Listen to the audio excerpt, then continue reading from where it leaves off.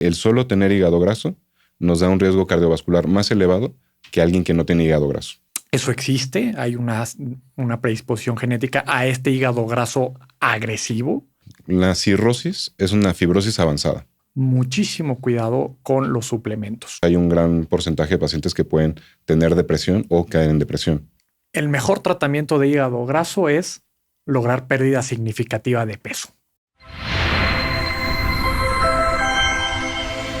En Consulta, el podcast del Centro Médico ABC. Bienvenidos al espacio donde los médicos especialistas del ABC despejan tus dudas y te brindan la información que necesitas para cuidar de ti y de los tuyos. El cuerpo no siempre avisa. No hay dolor, ni fiebre, ni señales claras. Todo parece bien hasta que un chequeo revela hígado graso. Es una condición silenciosa que afecta al 25% de la población mundial y muchos no lo saben hasta que el daño es grave. Es la principal causa de enfermedad hepática crónica. ¿Por qué va en aumento? ¿Cómo saber si estás en riesgo? El día de hoy vamos a platicar de lo que pocos conocen sobre el hígado graso. Causas, riesgos y prevención. Soy Sandra Villalobos, estás en Consulta, el podcast del Centro Médico ABC. Bienvenidos. El día de hoy nos acompaña el doctor Sergio Muñoz Martínez, especialista en gastroenterología, hepatología y cáncer hepático. Bienvenido, Sergio. Muchas gracias. También está con nosotros el doctor Ernesto Márquez Guillén. Él es especialista en gastroenterología con alta especialidad en hepatología. Muchas gracias por la invitación. Gracias a ambos por estar aquí a En Consulta, el podcast del Centro Médico ABC. Y antes de meternos de lleno en el tema, me da curiosidad algo. ¿Por qué creen que se habla tan poco del hígado si es un órgano tan importante? Bueno, yo creo que la forma es que se le pone más interés a ciertos órganos. De forma típica, pues el paciente está muy pendiente de mi cardiólogo, el gastroenterólogo, y el hígado, como usualmente no da un síntoma hasta que ya está muy avanzado el problema, no hay estrategias de prevención o de chequeo de forma rutinaria. Y entonces no lo tiene tan dentro, digamos, de su espectro de enfermedades. Ok. Lo otro es que creemos que el hígado solo se daña por el alcohol, ¿no? Okay. Y no, o sea, hay una variedad de enfermedades que no son relacionadas al alcohol y que pueden condicionar una enfermedad crónica. Y lo otro es que no hay una política de salud pública importante. Hay campañas para detección de cáncer de mama, de cáncer cervicouterino, diabetes, pero no hay campañas para detección desde un punto de vista de salud pública de enfermedades del hígado, ¿no? Entonces también hay, desde la parte de que las enfermedades del hígado son asintomáticas, como dice Sergio, hasta también una deficiencia en políticas de salud pública para hablar específicamente de enfermedades del hígado. Ok. Ernesto, para empezar por lo básico, para todas las personas que no tienen ni idea de lo que hace precisamente el hígado, ¿cómo lo explicarías en unas palabras simples? O sea, ¿qué hace el hígado en nuestro cuerpo? Es una maravilla. Yo le llamaría, es una planta, un laboratorio que ayuda a eliminar las toxinas que se derivan del metabolismo de nuestro cuerpo. Sin el hígado no se eliminarían toda esta serie de toxinas. Además es una fábrica de proteínas esenciales, ¿ok? Ayuda a asimilar alimentos, es reserva de energía, de glucosa. Entonces tiene muchísimas funciones, más de 500 conocidas. Wow. Y en todo momento está trabajando. Es un órgano maravilloso, es un órgano vital. Ok. Sergio, para entender esta relevancia que nos está platicando Ernesto, ¿qué pasa con el cuerpo cuando el hígado empieza a fallar? Esto depende mucho de la etapa, porque en etapas iniciales el hígado tiene mucha reserva funcional y puede seguir sus procesos hasta cierta medida y no dar ningún síntoma. Okay. El problema es cuando el hígado ya tiene un daño muy avanzado y empieza a manifestarse con algunos síntomas como ojos amarillos, que es como lo que típicamente en la población podemos identificar como un daño en hígado. Uh-huh. Esto, dependiendo de qué es lo que lo ocasionó, pues el hígado puede tener alguna inflamación, dejar de producir ciertas proteínas, como dice Ernesto. Algunos procesos metabólicos también pueden empezar a fallar, tener problemas en la resistencia a la insulina, disminuye la glucosa. Esto depende mucho del nivel de daño que pueda tener el hígado. Por eso hay que tener una estrategia de prevención, de vigilancia de la función y no llegar a estos momentos porque puede ser que ya el daño esté instaurado. Claro. Ernesto, cuando hablamos del hígado graso, ¿a qué nos referimos exactamente? O sea, ¿cómo es que empieza a acumular grasa el hígado? Uno, la enfermedad se caracteriza por acumular gotitas de grasa dentro de las células hepáticas. Un hígado sano, normal, podría tener hasta un 5% de estas células que contienen grasa, y cualquier acumulación mayor a este 5% se le denomina hígado graso. Okay. El por qué comienza a acumular de forma anormal esta grasa a las células del hígado es derivado de alteraciones básicamente metabólicas. O sea, hígado graso es una enfermedad metabólica relacionado principalmente a sobrepeso, obesidad, diabetes, hipertensión arterial, algunos alimentos que pueden contribuir a un mayor acúmulo de esta grasa en el hígado, un estilo de vida sedentario, etc. O sea, es una enfermedad metabólica. Lo habitual es ver una persona que tiene varias de estas características que acabo de mencionar, como el paciente o la persona típica, y esto es lo que condiciona este acúmulo anormal de grasa. El hígado graso es la enfermedad más frecuente del hígado, con mucho a nivel mundial, y se está convirtiendo en la causa número 1 de cirrosis y de cáncer de hígado a nivel mundial, incluso en algunos países occidentales ya superando al alcohol como causa número 1 de cirrosis. Es todo un problema. Wow. Sergio, relacionado con esto, ¿cuál es la diferencia entre el hígado graso no alcohólico y alcohólico? ¿Son etapas diferentes o son enfermedades diferentes? Son etapas diferentes de una misma enfermedad, pero vale la pena mencionar que esta nomenclatura que se utilizaba previamente cambió en mayo del 2024, cuando las asociaciones importantes a nivel internacional, latinoamericana, europea y americana, decidieron que la nomenclatura como hígado graso alcohólico o no alcohólico cambiara a una nomenclatura que incluyera más una disfunción metabólica. Ahora se conoce como enfermedad hepática asociada a disfunción metabólica, porque quitamos de la ecuación esta palabra alcohólica que podría meter un poco de ruido sobre la etiología. La etiología es más sobre la disfunción metabólica que puede haber en un paciente y el impacto que tiene hacia la acumulación de grasa en el hígado. Una vez que hay esta grasa, como decía Ernesto, arriba de un 5%, porque siempre va a haber una acumulación, digamos, normal de grasa abajo del 5%, pero con mayor cantidad de grasa también empieza a haber una producción de inflamación crónica de bajo grado, que esta inflamación lleva a haber una esteatopatitis, que es inflamación de las células hepáticas. Wow. Ok, Ernesto, sabemos que la alimentación influye muchísimo en esta enfermedad, pero ¿qué tipos de alimentos pueden contribuir a que aparezca ese hígado graso? Uy, sí. La alimentación definitivamente tiene un papel súper importante en la aparición de grasa en el hígado. Todo lo que es alimentos que le llamamos ultraprocesados, altos en azúcar. El hígado tiene la posibilidad de captar todo ese exceso, digamos, de azúcar.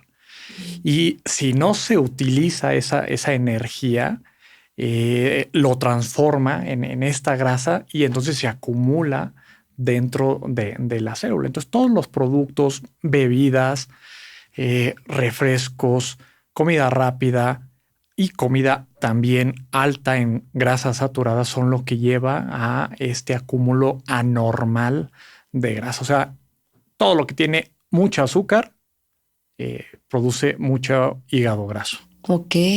Sergio, algo que me llama realmente mucho la atención es de esta enfermedad es que puede avanzar sin dar síntomas al inicio. ¿Por qué sucede esto? O sea, ¿por qué el hígado no se queja, si lo ponemos entre comillas? Esto es por la capacidad del hígado, que también es regenerativa, de aguantar esta inflamación de bajo grado. Los estudios que ven cuánto tiempo pasa desde que tenemos hígado graso hasta el desarrollo de fibrosis y ya tener un problema que desemboca a cirrosis, es un periodo que puede tardar de 15 a 20 años. Es una enfermedad que toma bastante tiempo. Y esto, como dices, es un problema porque es usualmente asintomático hasta que ya empieza a haber fallas en la función del órgano. Esto es muy derivado de que es una inflamación de bajo grado y que el hígado pues tiene esta capacidad regenerativa, ¿no? Que tiene, pues si hay algún daño celular, puede producir nuevas células e ir adaptándose un poco a las situaciones hasta que hay un punto de falla y pues ya hay producción de colágeno, fibrosis, y esto es un problema que va como una bola de nieve, va aumentando. Ok. Ernesto, ya que estamos en esta parte de las señales de alerta, ¿qué síntomas suelen aparecer que las personas ignoran sin saber que podrían estar relacionados con el hígado? Esa es una de las partes más complejas porque la gran mayoría de las personas que tienen hígado graso no tienen ningún síntoma. Ok. Entonces hay que buscarlo, digamos, de forma más intencionada en las personas. Ocasionalmente las personas buscan atención por, como dijo Sergio previamente, el hígado no da dolor. Entonces es difícil que las personas busquen atención por un dolor del hígado, ¿no? Suelen tener cierta molestia abdominal, cansancio, pero bueno, el cansancio lo puede dar Cualquier cosa, ¿verdad? Ajá. Entonces el hígado como tal, hígado graso en sus etapas iniciales y cuando hay cierto avance, en realidad no da síntomas. Corresponde indagar la presencia de esta grasa en personas que tienen los factores de riesgo que mencionamos previamente, todos estos factores metabólicos, por ejemplo. Actualmente se recomienda buscar de forma intencionada hígado graso en personas con obesidad y con diabetes. O sea, ese tipo de acciones para identificar la presencia de grasa es la que tenemos que realizar, porque si esperamos a que dé algún síntoma es porque ya está muy avanzada la enfermedad. Ernesto, entonces, ¿cómo lo podemos prevenir? La prevención es algo súper importante, es un estilo de vida saludable, peso saludable. Para personas que tienen ya enfermedades metabólicas, diabetes, hipertensión, un muy buen, adecuado control metabólico a través de dieta, ejercicio, control de las enfermedades que tiene con adecuado tratamiento, etcétera. Eso es una enfermedad altamente prevenible. Ok. Sergio, mientras que no hay estas señales externas claras, ¿qué tipo de daño se puede estar dando por dentro? El daño es a diferente nivel. Algo importante a saber es que el hígado es un órgano que puede tener procesos en diferentes puntos. Tiene 2 lóbulos, tiene diferentes segmentos y el depósito de grasa no es homogéneo. No es que la grasa esté en todo el hígado y tampoco es que la grasa esté encapsulada. La grasa está dentro de las células en forma de vesículas de grasa y puede estar de forma heterogénea de diferentes cantidades en todo el hígado. Entonces puede haber diferentes grados de inflamación en diferentes secciones y tener pues, procesos más avanzados de fibrosis, de cicatriz en diferentes posiciones, y esto nos deja libre a cierto parénquima normal. Entonces por eso el proceso puede tardar mucho tiempo en afectar todo el órgano y es una inflamación de bajo grado que va avanzando poco a poco. Okay. Y también para complementar lo que mencionó Ernesto, no sé, en la consulta seguramente te ha llegado a tocar pacientes que llegan y le haces una historia clínica y te mencionan que tienen hígado graso de hace unos 10 años que le dijeron y pues le dijeron, tiene hígado graso, no se preocupe, no es nada y siga con su vida. Y esto es algo importante a saber, también hay que educar a la población que hígado graso no es una enfermedad benigna y tiene sus riesgos cardiovasculares. Tiene que revisar también si tiene algún otro factor metabólico que no se ha estudiado. El hígado graso se relaciona más o menos el 50-60% con algún problema metabólico. Y si el paciente solo tiene hígado graso y no tiene nada más, hay que buscar con pruebas dirigidas para ver si no tiene problemas de resistencia a la insulina, diabetes, dislipidemia, hipertensión, porque puede tener un factor metabólico que no se ha diagnosticado y no lo está, pues, identificando el hígado graso, ¿no? Es muy, menos del 10-20% de las ocasiones hay hígado graso sin tener un factor metabólico asociado. Wow, ¿cómo una cosa puede desencadenar otra, verdad, Ernesto? Yo como le explico a mis pacientes o sea, el hígado graso hay, digamos, una serie de etapas por las que puede pasar. La primera etapa es este acúmulo de grasa anormal en el hígado.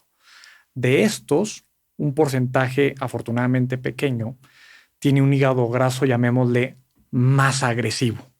Principalmente lo tienen personas con obesidad y con diabetes. A este hígado graso más agresivo le llamamos esteatohepatitis, que es la inflamación.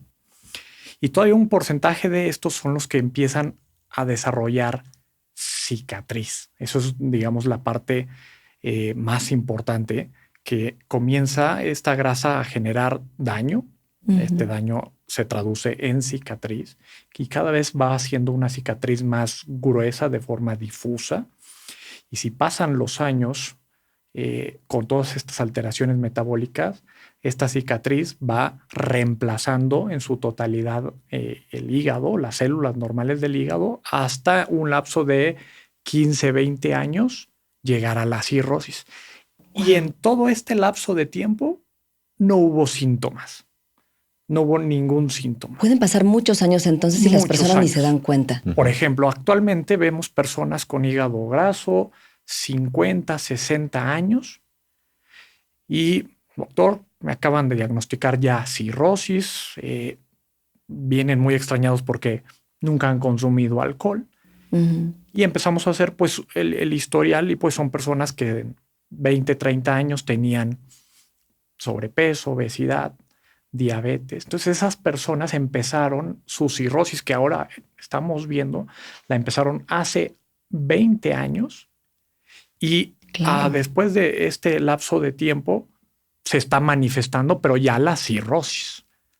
Entonces aquí lo importante es cómo identificarlas en todo este camino para implementar estrategias para que no progrese hacia lo que es la cirrosis o cáncer de hígado. Claro, Ernesto. Y de hecho muchas personas creen que solamente quien tiene sobrepeso tiene hígado graso, pero una persona delgada también puede desarrollarlo. Definitivamente. Y hay veces que es más difícil de diagnosticar porque no lo sospechamos. Pero normalmente estas personas, la gran mayoría de las personas que tienen hígado graso con peso normal, son personas que sí tienen algún otro factor metabólico.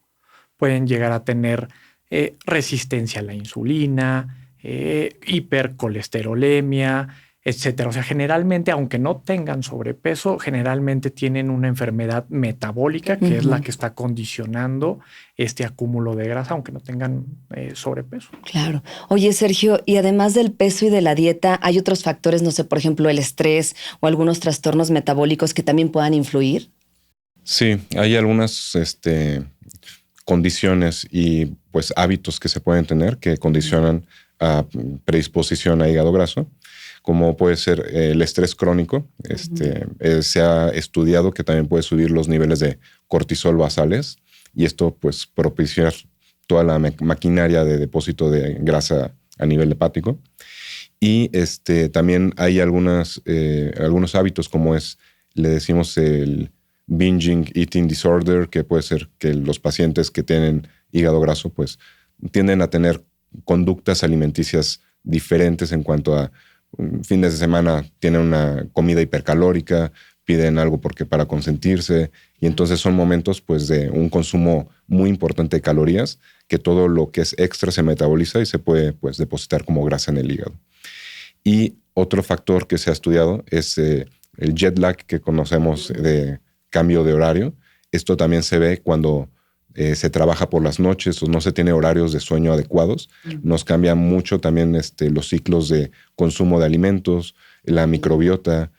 También pueden poner todo, digamos, el panorama propicio para poder tener una estatosis hepática. Ok. Ernesto, el alcohol, hablando un poquito acerca de esto, ¿qué papel juega en esta enfermedad? O sea, ¿solamente afecta si se consume en grandes cantidades? No. ¿Sabes cuánto es la cantidad nociva de daño por el alcohol? Los especialistas hablamos de unidad de bebida estándar, que es pues el equivalente a una bebida, lo correspondiente a 10 gramos de alcohol.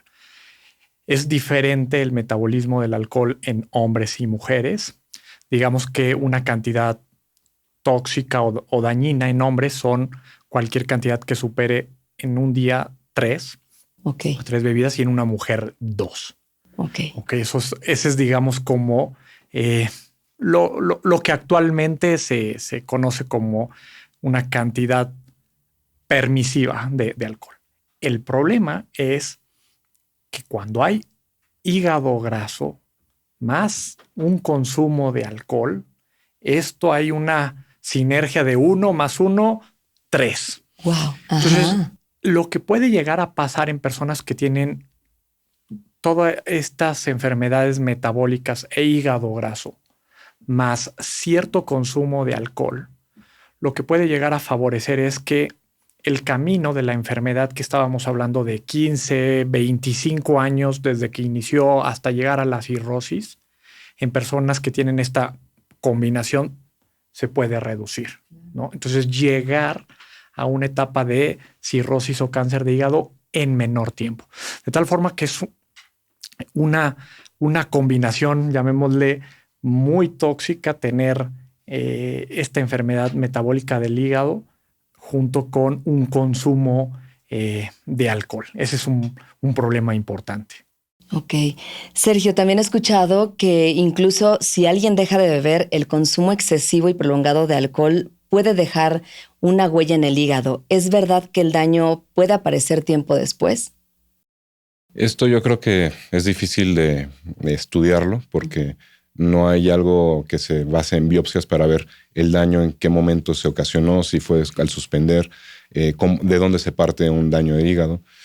Entonces, lo importante a saber es que hay que buscar estrategias de tamizaje para buscar los pacientes que están en riesgo de tener algún grado de fibrosis conjunto con el hígado graso para poder establecer estrategias de prevención. Como mencionó Ernesto, los grados de fibrosis van del 0, o sea, no fibrosis, hasta 4, que es cuando ya se tiene el diagnóstico de cirrosis.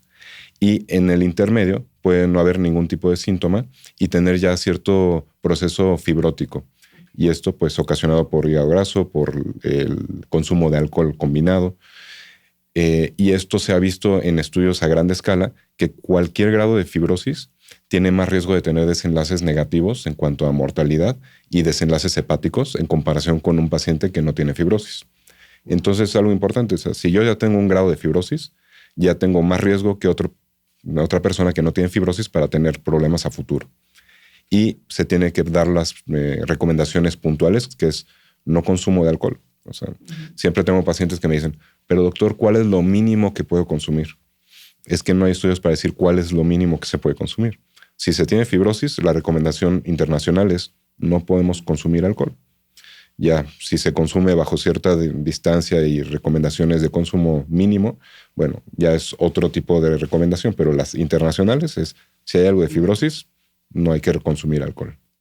Ernesto, ¿existen algunos hábitos inofensivos, pero que en realidad dejan un daño en el hígado con el tiempo? Sí lo hay y están muy de moda. Los que nos dedicamos a enfermedades del hígado somos algo en contra, por ejemplo, de suplementos. Diversos tipos de suplementación con fines de dar mejoría en algún parámetro de salud, metabólico, peso, etcétera, pueden ser potencialmente nocivos al hígado. Claro, no lo presenta el 100% de las personas, pero vamos a poner que hay una persona de cada 100 que toman algún suplemento llega a tener una toxicidad importante a nivel hepático. Entonces hay que tener muchísimo cuidado con los suplementos. ¿De qué suplementos hablamos, Ernesto? Para saber.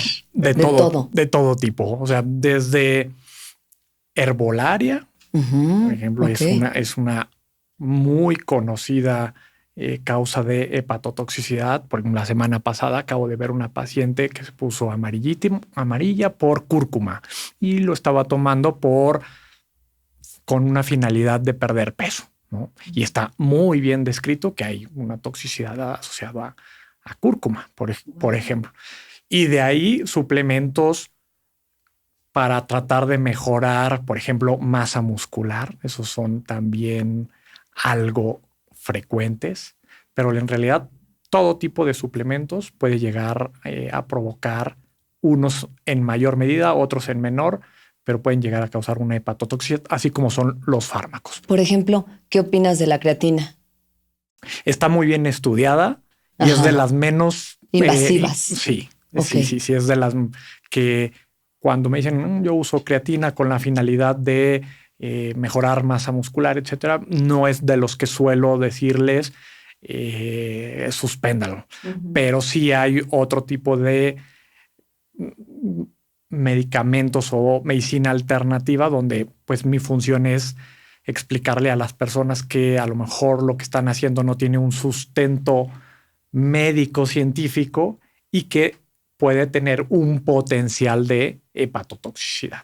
Dos, hay ciertos fármacos que usamos en diferentes escenarios con un reconocimiento importante de una potencial hepatotoxicidad, y corresponde a los médicos que usamos esos fármacos estar vigilando cuando está la persona bajo ese tratamiento, estar vigilando sus pruebas, sus niveles a nivel hepático. Ok.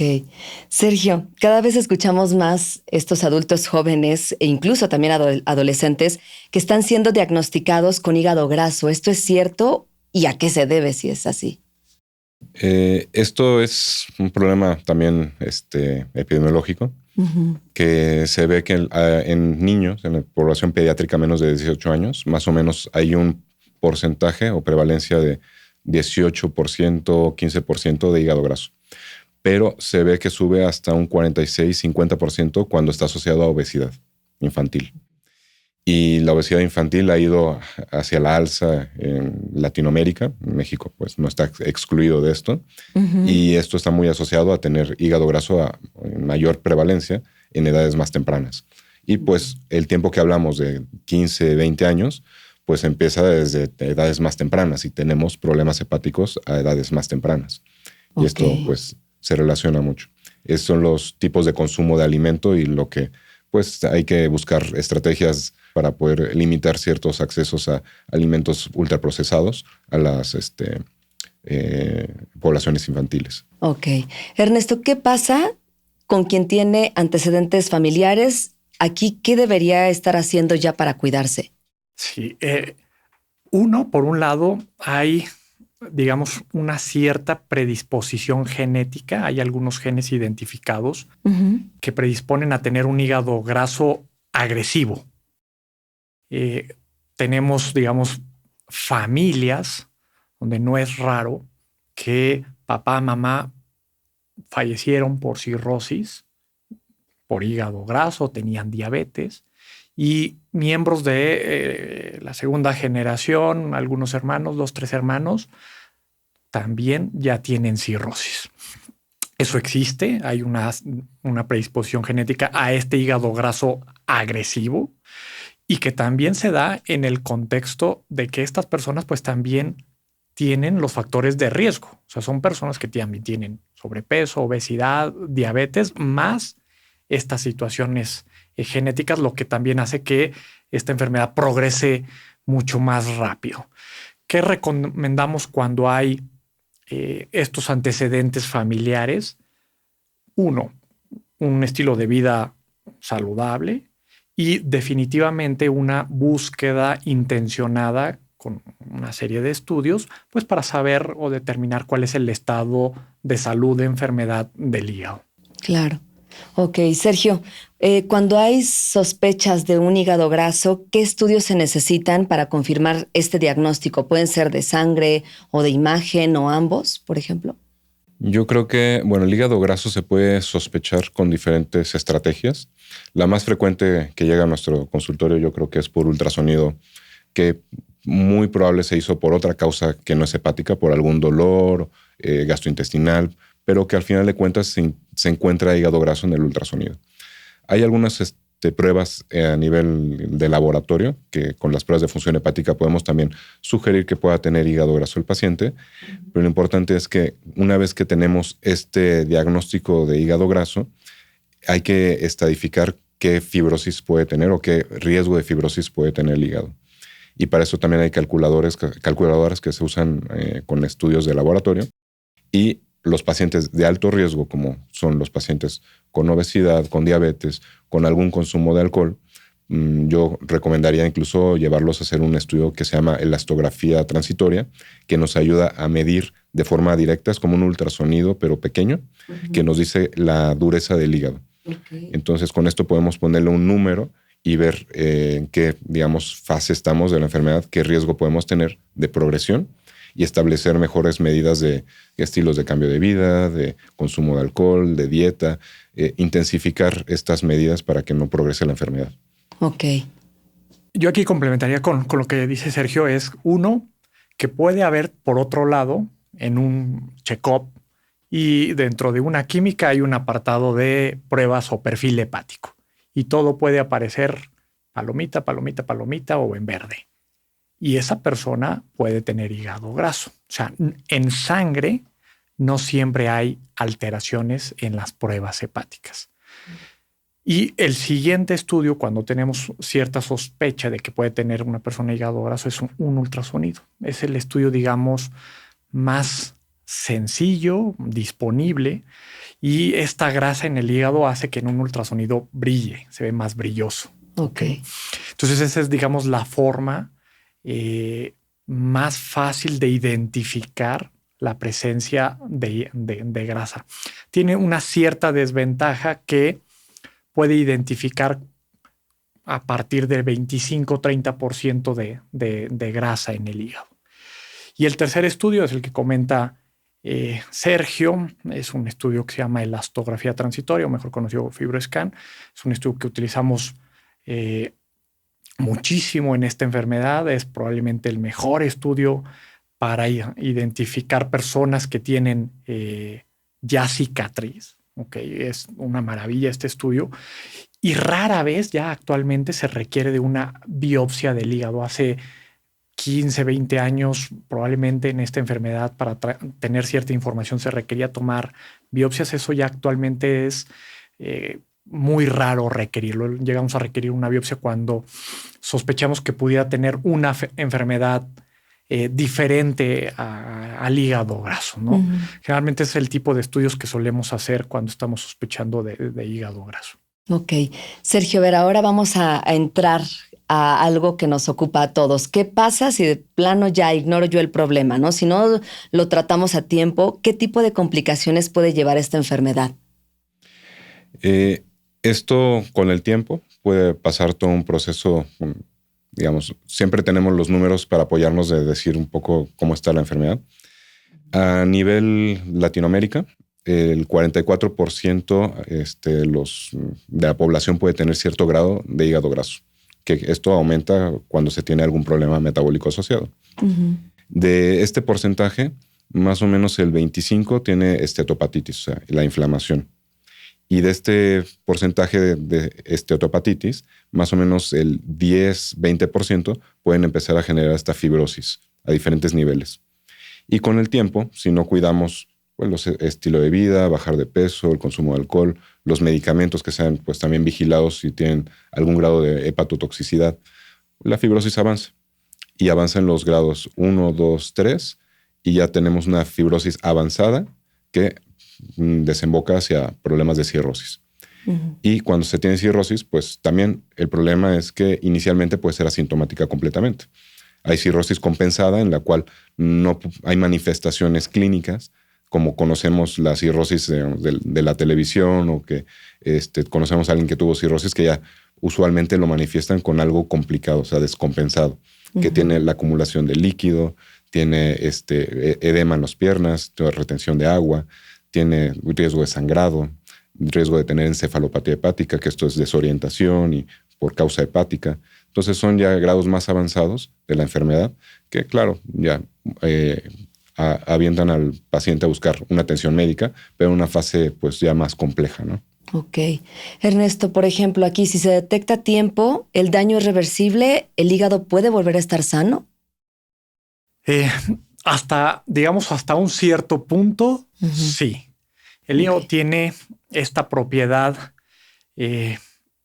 no única, pero muy característica de cierta regeneración. Ujú. Y esto es si lo que está causando el daño, o sea, la cicatriz, lo que está causando este daño en el hígado cesa, el hígado sí tiene esta capacidad de irse regenerando, siempre y cuando no tenga todos los diversos agresores u otros agresores, ¿no? Ujú. Pero definitivamente llega un punto en el que parecería que ya no hay un retorno. ¿Ok? No Ujú. tenemos todavía, digamos, cuál es el punto donde sí puede potencialmente revertir esta cicatriz, esta fibrosis, pero definitivamente si se diagnostica a tiempo y se implementa todo un tratamiento metabólico, etcétera, puede no solo no avanzar, porque al final lo que queremos es en personas que se identifican en una edad, en una etapa ya muy avanzada, lo que queremos es que no llegue esa persona a la cirrosis. Ujú. Entonces, el primer objetivo en esas personas es como frenarlo, Ujú. pero definitivamente puede haber una reversibilidad, ¿no? Ok. Sí lo puede haber, pero debe la persona de desaparecer todos esos agresores Ujú. hacia el hígado. Esto es importante de la reversibilidad porque no hay estudios, digamos, adecuados para poder medir qué tanta reversibilidad hay de fibrosis. Sí hay medicamentos, hay ensayos clínicos que nos están, digamos, dando algunos datos de que con cierto tiempo podemos tener regresión de la cicatriz, pero es un proceso que tardó 10, 15, 20 años. Tampoco podemos esperar que vamos a tener una regresión de la cicatriz en un año con un proceso tan crónico. Entonces, lo primero es lo que mencionaba Ernesto adecuadamente de frenar la enfermedad, estabilizar, modificar los factores de riesgo y con el tiempo, pues ir teniendo una mejoría de esta cicatriz. Ok. Pero toma cierto tiempo, ¿no? Sergio, ¿cuál es la diferencia entre fibrosis y cirrosis? La cirrosis es una fibrosis avanzada. Ujú. Entonces, la cirrosis como tal, el nombre, se extrae de un diagnóstico histopatológico, de una biopsia, cuando se ve pues la característica que los histopatólogos pues describen como cirrosis, pero el concepto es que una fibrosis que empieza desde un grado 1, que es un depósito de colágeno de cicatriz que es en bajo grado entre los hepatocitos, esto va avanzando hasta que se vuelven, digamos, una cicatriz muy avanzada que conecta entre diferentes puntos, crea nódulos, y esto produce lo que conocemos como una fibrosis grado 4 o cirrosis. Ok. Ernesto, ¿cuál es el tratamiento para cada uno de ellos? 1. El mejor tratamiento de hígado graso es lograr pérdida significativa de peso. Ok. En los diversos estudios científicos, quien logra una pérdida de peso de un 7 a un 10% son las personas que más logran eliminar grasa del hígado y que no progresa o incluso revierte la fibrosis. Entonces, el tratamiento es cómo lograr esta pérdida de peso. Claro. Entonces, estamos hablando de un tratamiento integral, ¿no? Ujú. Un tratamiento, son personas que definitivamente enviamos a nutriología, expertos, hacemos un plan de ejercicio, podemos incluso hacer uso de fármacos coadyuvantes en la pérdida de peso e incluso hasta la cirugía metabólica bariátrica está muy bien estudiada en personas que tienen hígado graso con fibrosis, ¿no? Entonces, si quisiéramos resumir cuál es el tratamiento de elección, Ujú. es un adecuado control metabólico que logre una pérdida significativa de peso. Ujú. Ya en una etapa de cirrosis, depende mucho en qué estadio está. En una Ujú. etapa asintomática o compensada, como decía Sergio, o en una etapa avanzada.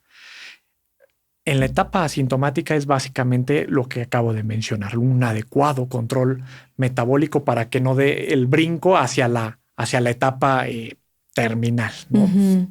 Actualmente en México no hay un medicamento específico con evidencia sólida para la fibrosis. Sin embargo, eso va a cambiar relativamente rápido. Es una de las enfermedades a nivel mundial donde más investigación existe por el gran problema de salud pública, y potencialmente habrá fármacos novedosos donde no solo limiten la progresión, sino den cierta reversibilidad a la fibrosis. Ok.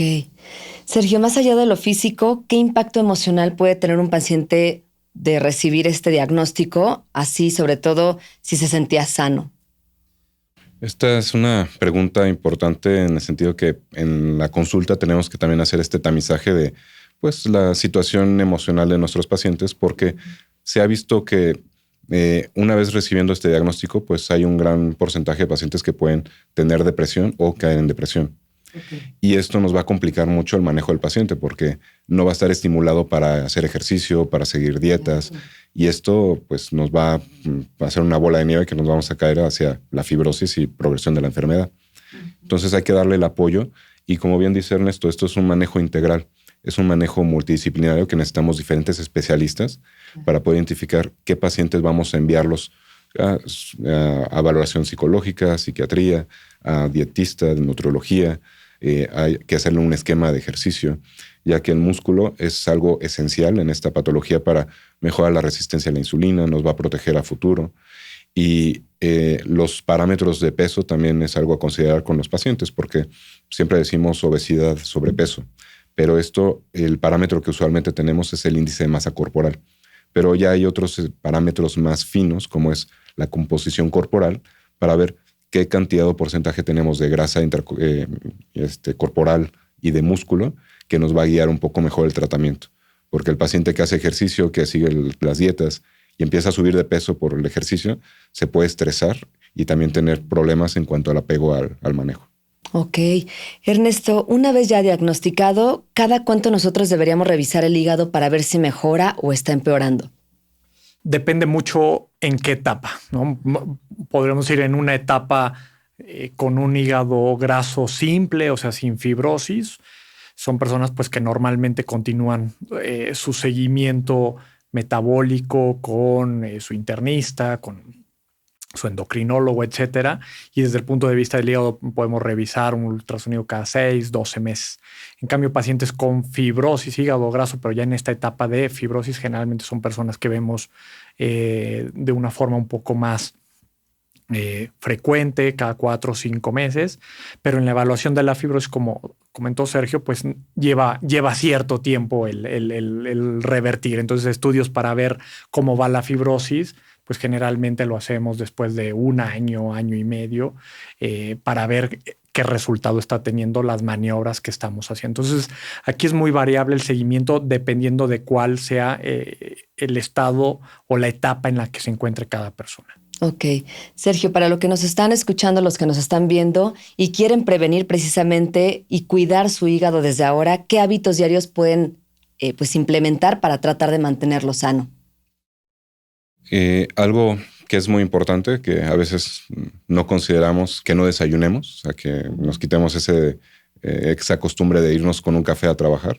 Bueno, el desayuno se ha visto que es muy importante para poder tener esta, digamos, cronología de dieta, que la ingesta calórica empieza desde temprano para que en las siguientes comidas no sea tan alta y que lleguemos a la noche pues con una buena saciedad y no tengamos digamos, atracón de comida hipercalórica en la noche que pues va a perpetuar este problema de hígado graso y de problemas metabólicos. La dieta mediterránea es una muy buena dieta para poder seguir, ya que esta es la que tiene más evidencia para disminuir de peso y de disminuir el contenido de grasa intrahepática y tener una rutina de ejercicio que la recomendación es más o menos que se tengan por lo menos 150 minutos de ejercicio a la semana o más o menos 60 minutos 3 veces a la semana. Y este ejercicio tiene que ser aeróbico, isométrico, meter algo de volumen para músculo, pero no tiene que ser algo de hipertrofia muscular como tal. Okay. Es más cardiovascular. Ok. Y lo segundo es limitar alcohol. Ok. ¿No? O sea, eso es una parte. Si quieres mantener tu hígado sano, el alcohol, incluyendo la tarde de viernes o de sábado donde se supere esta cantidad, Claro. que esa puede ser un consumo, digamos, más frecuente, se sabe que si hay una tarde donde hay 5 o 6 bebidas, pues eso fue tóxico a nivel hepático, ¿no? Y por otro lado, algo benéfico es el café. O sea, el café es amigo del hígado, obviamente que no tenga un exceso de azúcar, Ajá. ¿okay? Pero si algo, digamos, queremos un hepatoprotector, ese es el café. Y sin azúcar, mucho mejor. Sí. Exacto. Ok. Y como dato, pues los estudios mencionan que a partir de 3, 4 tazas al día. O sea, tampoco hay que preocuparnos de que haya 2, 3 Algún tazas. límite. Exactamente. Digo, hay que buscar también las otras patologías que tengamos también para poder tener recomendaciones específicas. Pero para el hígado se ha visto esto como un antioxidante. Ernesto, ¿podrías decirnos algunos alimentos que una persona que ya tiene hígado graso, que quiera revertir el estado, debería dejar de consumir ya mismo? Ya. Más que alimentos específicos, sea grupos de alimentos. O sea, todo lo que traiga una etiqueta de alto en azúcar, que es la mayoría de estos productos utilizan un tipo de azúcar derivado de fructosa, causa muchísimo hígado graso. Eso es cero. Refrescos, cero. Comida rápida, cero. ¿No? Ese grupo de alimentos definitivamente son de los que tenemos que sacar de la ecuación en este grupo de pacientes, más que algún alimento en específico. Ok. Ernesto, ¿a qué edad deberíamos ya empezarnos a revisar el hígado aunque no haya síntomas? Es variable, no hay, digamos, una edad específica. Todo depende de si hay alguna enfermedad metabólica, ¿no? O sea, por ejemplo, un adolescente, adulto joven con obesidad o diabetes, ese es un buen momento para revisar con un ultrasonido si hay presencia de hígado graso. O en otra etapa ante un diagnóstico reciente de alguna enfermedad metabólica. O sea, no hay, digamos, una edad en la cual se recomiende, sino basado en los antecedentes, en las características de cada persona. Ok. Ahora sí, vamos a poner a prueba algunas creencias sobre el hígado graso. Empezamos contigo, Sergio. La grasa en el hígado no es peligrosa, ¿verdad o mito? Mito. Es lo que mencionamos durante la charla, que no es infrecuente en la consulta. Pacientes que llegan diciendo, sí, hace 10 años me detectaron hígado graso y pues me dijeron que ningún problema, que seguía mi vida normal. Bueno, y hay estudios que nos hablan, incluso sin fibrosis, sin cicatriz, que el solo tener hígado graso nos da un riesgo cardiovascular más elevado que alguien que no tiene hígado graso. Claro. Entonces, esto es a considerar porque es un marcador que grasa se está depositando en los órganos donde no debería estar, y no solo probablemente está en el hígado, sino puede haber placas de ateroma, que esto ya nos va a aumentar el riesgo cardiovascular a futuro. Ok. Ernesto, solo los adultos mayores desarrollan hígado graso, ¿verdad o mito? Mito. Estamos viendo, como se comentó anteriormente, una epidemia de hígado graso en adolescentes, y el problema es la progresión que pueden tener pues a edades jóvenes, ¿no? Puede afectarse a cualquier edad. Ok. Sergio, si tengo hígado graso, ¿debo hacer una dieta sin grasa, verdad o mito? Esto es mito porque hay diferentes tipos de grasas, que esto es algo que muy frecuentemente en la consulta encuentro, que me dicen, doctor, es que llevo una dieta 0 grasas y aún así tengo hígado graso y no bajo de peso. Y tal vez lo está supliendo por otro tipo de alimento como carbohidratos simples, que esto es peor, ¿no? Okay. Las grasas saturadas son malas, digamos, para todo este proceso metabólico, y lo que hay que volver a ver es pues, aceite de oliva, que es parte de la dieta mediterránea, que esto es benéfico para la dieta en un paciente con hígado graso. Sergio, ¿verdad o mito? ¿El hígado graso es igual a cáncer? Esto es mito. Es una pregunta importante porque muchos pacientes que encontraron en la consulta vienen ya con el preconcepto de que tengo hígado graso, entonces tengo cáncer hepático. Uh-huh. El hígado graso es una enfermedad que nos puede predisponer a ciertos tipos de cáncer, como incluyendo el cáncer hepático, pero es en un sustrato de que el paciente ya tiene cierta fibrosis avanzada, ya tiene cierta cicatriz y daño crónico. Okay. Entonces son pacientes que tenemos que identificar para, si tienen una fibrosis ya avanzada, meterlos en estrategias de prevención como es un ultrasonido cada 6 meses. Y es una información que el paciente también se la tenemos que ofrecer porque tenemos que darles ese poder para poder también empoderarse de la enfermedad y solicitar ciertos estudios que son de prevención y que deben de estar en su seguimiento habitual. Perfecto. El hígado graso es silencioso, pero no ofensivo. Lo más peligroso es pensar que mientras no hay síntomas no pasa nada. Hoy aprendimos que lo que comemos, el dejar de movernos y hasta el estrés impactan directamente nuestra salud hepática. Gracias por acompañarnos en este episodio de En Consulta. ¿Con qué mensaje final les gustaría terminar este podcast? Es muy importante la prevención de enfermedades metabólicas. Hay que hacer cambios de estilo de vida para evitar llegar al hígado graso. Pero si tenemos hígado graso, es un problema añadido, no es algo, digamos, asintomático, es algo que nos manifiesta un problema que tenemos que prevenir y estadiar si tenemos ya alguna situación de fibrosis o cicatriz que tenemos que darle importancia pronóstica. Y como bien dice Ernesto, pues limitar ciertos hábitos como es el consumo de alcohol nocivo para pues también controlar estos riesgos. Ok, Ernesto.